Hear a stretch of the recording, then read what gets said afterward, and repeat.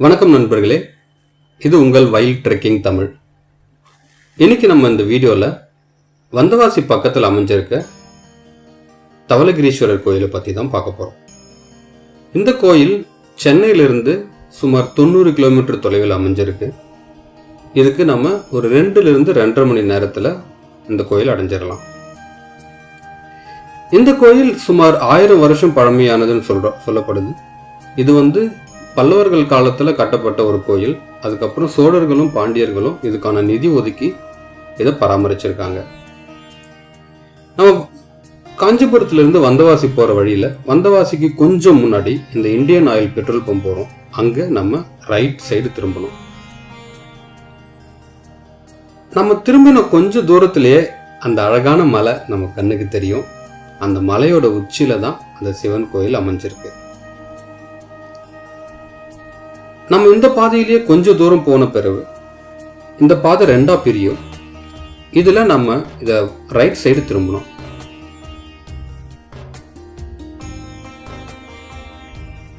இந்த பாதையில் நம்ம இன்னும் கொஞ்சம் தூரம் பயணிச்சோம் அப்படின்னா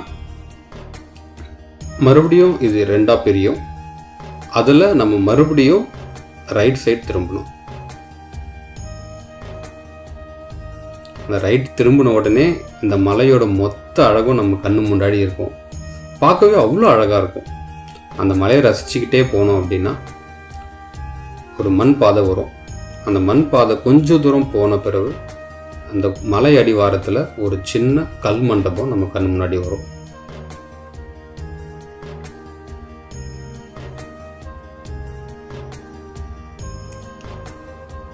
இங்கே நம்ம கொண்டு வந்த வாகனத்தை நிறுத்திட்டு இங்கிருந்து நம்மளோட மலையேற்றத்தை ஆரம்பிக்கலாம்.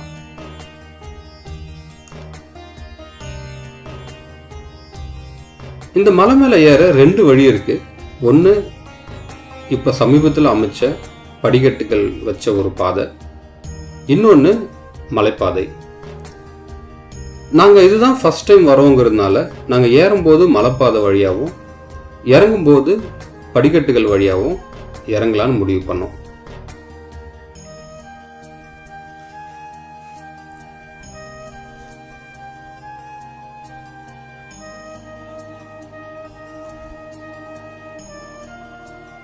நாங்கள் அந்த மலைப்பாதையில் ஏறி கொஞ்சம் தூரம் போன பிறகு அங்கே ஒரு சுனை நீர் பார்த்தோம்.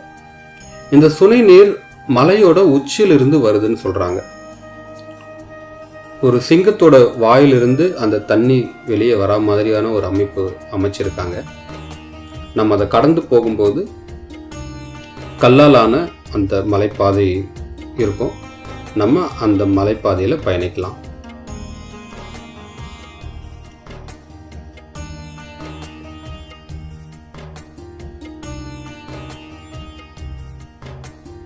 நாம் கொஞ்சம் தூரம் பயணிச்சதும் இங்கே ஒரு கால்வாய் மாதிரியான ஒரு அமைப்பு நம்ம கண்ணு முன்னாடி வரும்.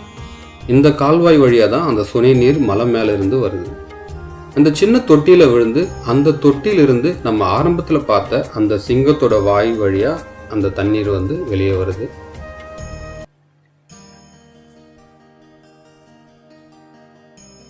இன்னும் கொஞ்சம் தூரம் வந்த பிறகு நம்ம இங்கே ஒரு பெரிய தொட்டி மாதிரியான ஒரு அமைப்பை பார்க்குறோம். மலை மேல இருந்து வந்த அந்த சுனை நீர் இந்த பெரிய தொட்டியில விழுந்து இந்த தொட்டியில இருந்து தான் கீழே போகுது. இதுல அதிசயம் என்னன்னா, இங்க தண்ணீர் வெளியே வரதை நம்ம பார்க்க முடியும். ஆனா இது எந்த வழியா வருதுங்கிறத நம்மளால பார்க்க முடியாது. இது பூமிக்கு அடியில அமைச்சு கொண்டு வந்திருக்காங்க. இவ்வளோ வருஷம் ஆகியும் அந்த தண்ணீர் எந்த ஒரு தடையும் இல்லாம வந்துகிட்டு இருக்கு. நம்ம இன்னும் கொஞ்சம் தூரம் மேல பயணிச்ச பிறகு இடது கை பக்கம் ஒரு அழகான குளம் பார்த்தோம். சரி, அந்த குளத்தை பார்த்துட்டு போலான்னு சொல்லிட்டு உள்ள போனோம்.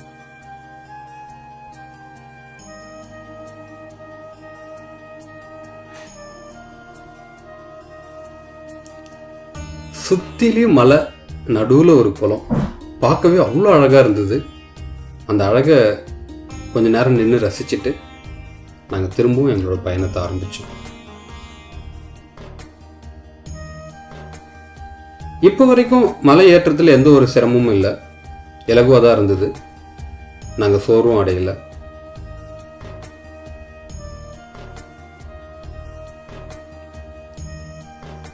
ஆரம்பத்தில் இருந்த அதே உற்சாகத்தோட அந்த பயணம் தொடர்ந்துச்சு. நம்ம போகிற வழி முழுக்க இந்த மாதிரி மரங்களும் செடிகளும் அடர்த்தியாக இருந்தது. அது நம்ம ஒரு காட்டுக்குள்ளே நடந்து போகிற மாதிரியான ஒரு அனுபவத்தை கொடுத்துச்சு.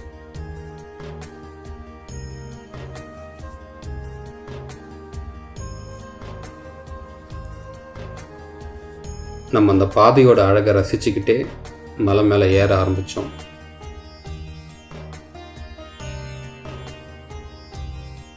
இன்னும் கொஞ்சம் தூரம் போன பிறகு இங்கே ஒரு அம்மன் சிலை பார்த்தோம். இந்த அம்மன் சிலைக்கு முன்னாடி ஒரு பாம்பு சிலையும் ஒரு சிங்கத்தோட சிலையும் இருந்தது. இந்த பாம்போட சிலை கொஞ்சம் செதலம் அடைஞ்சிருக்கு.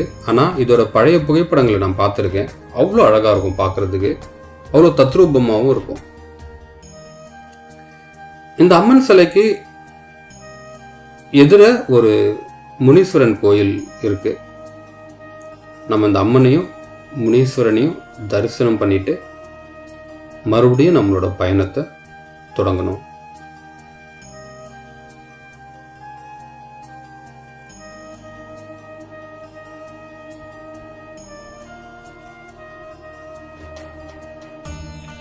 மறுபடியும் அதே கல்லாலான பாதை. இப்போ வரைக்கும் எங்களுக்கு எந்த ஒரு சிரமமும் இல்லை. பாதை ரொம்ப இலகுவாக தான் இருந்தது. ஆனால் இதுக்கு அப்புறம் தான் எங்களுக்கான அந்த கடினமான பாதை ஆரம்பிச்சது. இதுக்கப்புறம் நிறைய செங்குத்தான படிக்கட்டுகள், செங்குத்தான மலைகளை ஏறி போக வேண்டியதாக இருந்தது. அங்கே ஒரு இடத்துல நாங்கள் இலைப்பாடுறதுக்காக நின்று இருந்தோம். அப்போ அந்த மலையை சுற்றி பார்க்கறதுக்கு அவ்வளோ அழகாக இருந்தது. அந்த அழகை அப்படியே நாங்கள் எங்களோட கருவிலையும் பதிவு செஞ்சோம். அதுவும் மேலே தெரியுது பாருங்கள், அங்கே தான் சிவன் கோயில் இருக்குது. நம்ம அதை தான் தரிசிக்க போகிறோம். அங்கேருந்து கொஞ்சம் தான் ஏறி வந்த பிறகு ரொம்ப செங்குத்தாக இருந்தது அந்த வழி எல்லாமே. இதுதான் கடைசி ஒரு சுரங்கம் மாதிரியான ஒரு அமைப்பு. நம்ம இந்த சுரங்கத்தில் கொஞ்சம் சிரமப்பட்டு தான் ஏற வேண்டியிருந்தது. ஆனால் அந்த சிரமத்தை தாண்டி மேலே போன உடனே அந்த சிவன் கோயில் அவ்வளோ அழகான ஒரு காட்சியாக இருந்தது. நம்ம ஏறி வந்த எல்லா களைப்புமே மறந்து போகிற மாதிரியான ஒரு காட்சி அது.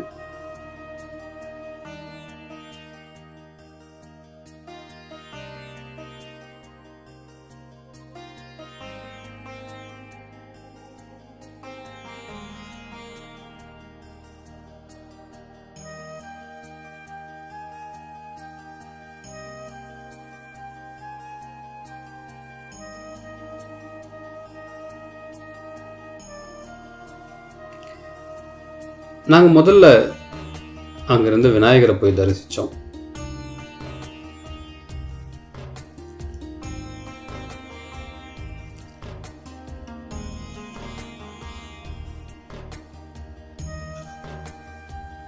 விநாயகரை தரிசனம் பண்ணிட்டு அந்த கோயில் சுற்றி நடக்க ஆரம்பித்தோம்.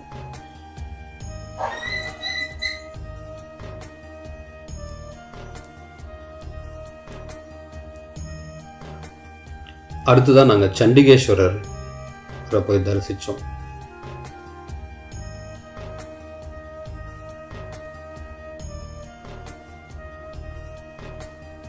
சண்டிகேஸ்வரரை பார்த்துட்டு அம்மனையும் தரிசித்தோம்.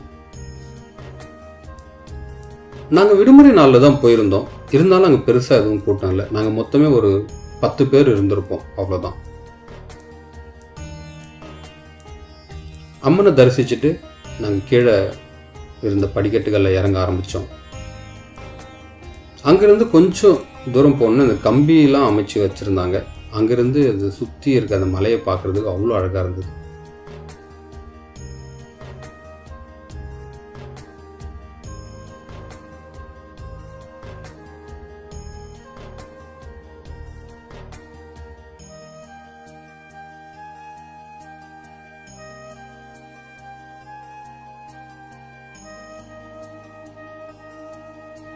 அந்த அழகை ரசிச்சுட்டு அடுத்ததாக இருந்த முருகனை தரிசிக்க வந்தோம். முருகன் வள்ளி தெய்வானியோட அவ்வளோ அழகாக காட்சி கொடுத்தாரு.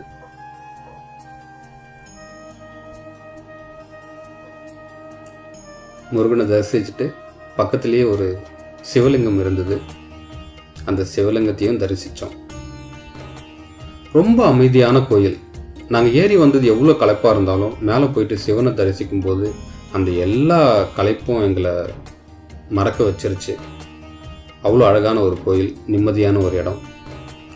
அவ்வளோ நிம்மதியான ஒரு சாமி தரிசனத்துக்கு பிறகு நாங்கள் திரும்பவும் மலையிலேருந்து இறங்க ஆரம்பித்தோம்.